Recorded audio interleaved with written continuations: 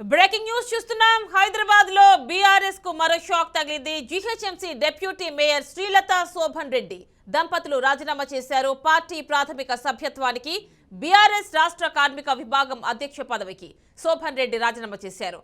రేపు ఉదయం 11 గంటలకు గాంధీ భవన్ లో దీపాదాస్ మున్షి సమక్షంలో కాంగ్రెస్ లో డిప్యూటీ మేయర్ చేరనున్నారు. ఇక పార్టీలో ఉద్యమకారులకు మనుగడ లేదంటూ రాజీనామా లేఖలో దంపతులు ఆవేదన వ్యక్తం చేశారు. డిప్యూటీ మేయర్ శ్రీలతతో పాటు కాంగ్రెస్ లో మరో 6 బీఆర్ఎస్ కార్పొరేటర్లు చేరనున్నారు.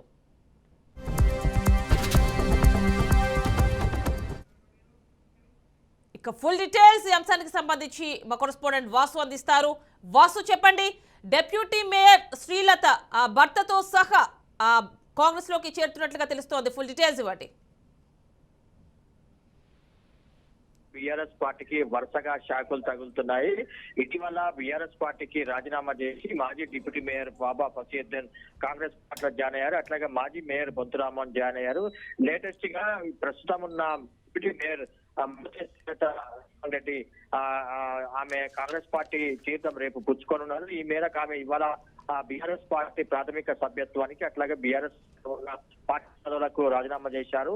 శ్రీలత శోభన్ రెడ్డి భర్త మోతే శోభన్ రెడ్డి కూడా పార్టీకి రాజీనామా చేశారు. ఆయన బీఆర్ఎస్ పార్టీ కార్మిక విభాగం అధ్యక్షుడిగా పనిచేస్తున్నారు. మొదటి నుంచి కూడా టీఆర్ఎస్ పార్టీ ఆవిర్భావం నుంచి కూడా ఫౌండర్ మెంబర్ గా మోతే శోభన్ రెడ్డి పనిచేస్తున్నారు. ఆయన పార్టీలో సీనియర్ లీడర్ గా ఉన్నారు. ఆయన సేవల్ని గుర్తించి గత జిహెచ్ఎంసీ ఎన్నికల్లో తార్నాక నుంచి ఆయన సతీమణి శ్రీలత శోభన్ ఎన్నికల్లో గెలిపించిన తర్వాత ఆమెకి డిప్యూటీ మేయర్ పోస్ట్ ఇచ్చారు. ఆమె కొద్ది కాలంగా పార్టీకి సంబంధించిన కార్యక్రమాల్లో దూరంగా ఉంటున్నారు. అట్లాగే అసంతృప్తిగా ఉన్నారు. ఆమె లేటెస్ట్ గా ఇవాళ పార్టీకి రాజీనామా చేస్తూ రాజీనామా పత్రాన్ని కేసీఆర్ కి పంపించారు. రేపు కాంగ్రెస్ పార్టీ ఇన్ఛార్జ్ దీపా దాస్ మున్షి సమక్షంలో గాంధీ భవన్ లో కాంగ్రెస్ పార్టీలో చేరబోతున్నట్లు ఆమె సమాచారం ఇచ్చారు. ఆమెతో పాటు 6 బీఆర్ఎస్ కార్పొరేటర్లుగా ఆమె సమాచారం ఇచ్చారు. మరి 6 కార్పొరేటర్ ఎవరనేది ఇంకా స్పష్టత రాలేదు. రేపు ఆమెతో పాటు ఎంతమంది జాయిన్ అయ్యేది రేపు ఆమె జాయిన్ అయ్యే టైంలో తెలుస్తుంది. ప్రస్తుతానికి ఆమె రాజీనామా అనేది బీఆర్ఎస్ పార్టీలో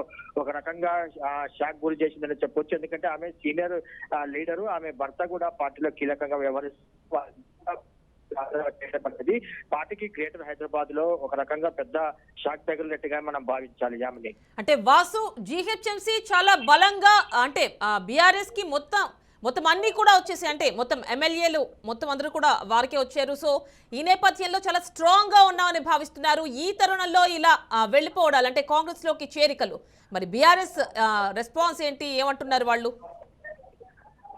అంటే మొన్న అసెంబ్లీ ఎన్నికల్లో బీఆర్ఎస్ పార్టీ క్లీన్ స్వీప్ చేసింది గ్రేటర్ హైదరాబాద్ లో. మిగతా తెలంగాణ ప్రాంతంలో అరకొర సీట్లు వచ్చినా కూడా ఇక్కడ ఫుల్ స్వీప్ చేసింది. అయితే ఇది కాంగ్రెస్ పార్టీకి ఇక్కడ నుంచి పుంజుకోవాల్సిన అవసరం ఉంది. రానున్న ఎన్నికల్లో ఇక్కడ 3 పార్లమెంటు స్థానాలు ఉన్నాయి. చేవెళ్ల, సికింద్రాబాద్, మల్కాజ్గిరి. ఇక్కడ పార్లమెంటు సీట్లు గెలవాలంటే కింది స్థాయిలో కాంగ్రెస్ పార్టీలోకి చేర్చుకోవాలి. ఆ వ్యూహాన్ని ప్రస్తుతం రేవంత్ రెడ్డి ఆయన అనుసరిస్తున్నారు. దానిలో భాగంగానే చాలా మంది కార్పొరేటర్లు ఇటీవల బీఆర్ఎస్ పార్టీకి రాజీనామా మొదటి నుంచి బొంతురామన్ గాని, అట్లాగే బాబా ఫసీయుద్దీన్ గాని, లేటెస్ట్ గా ఈ శ్రీలత శోభన్ రెడ్డి గాని వీళ్ళందరూ పార్టీకి బీఆర్ఎస్ పార్టీకి రాజీనామా కింది స్థాయి బీఆర్ఎస్ కి దెబ్బగానే మనం భావించాలి. కింది స్థాయి వీళ్ళు ఆర్గనైజ్ చేస్తారు. శాఖనే చెప్పుకోవాలి. పార్టీకి సీనియర్ నేతలు వెళ్తున్నారు. వారు మొదటి నుంచి కూడా పార్టీ ఆవిర్భావం నుంచి పనిచేస్తున్న వారు. వీరందరూ కూడా కాంగ్రెస్ పార్టీ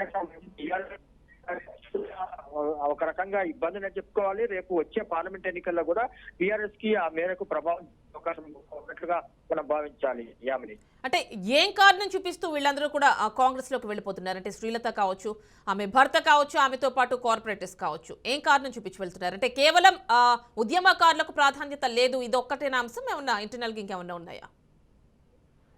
అంటే వీరు పార్టీ ఓడిపోయిన తర్వాత పార్టీ అధిష్టానాన్ని కలిసే ప్రయత్నం చేశారు. అధిష్టానం నుంచి వీరి కలిసేందుకు అట్లాగే అధినేత కేసీఆర్ వీరికి సమయం ఇవ్వకపోవటం, అట్లాగే పార్టీలో ఉన్న అనేక సమస్యల్ని ఆ పార్టీ అధిష్టానం దృష్టికి మాట్లాడాలన్నా కూడా అధిష్టానం నుంచి వారికి సరైన స్పందన రాకపోవడం అనేది ఈ చేరికల కారణంగా మనం భావించాలి. అట్లాగే కాంగ్రెస్ పార్టీ నుంచి కూడా ఈ చేరికలకు సంబంధించి చాలా పెద్ద ఎత్తున కాంగ్రెస్ పార్టీ ఆపరేషన్ ఆకర్ష్ అమలు చేస్తారు.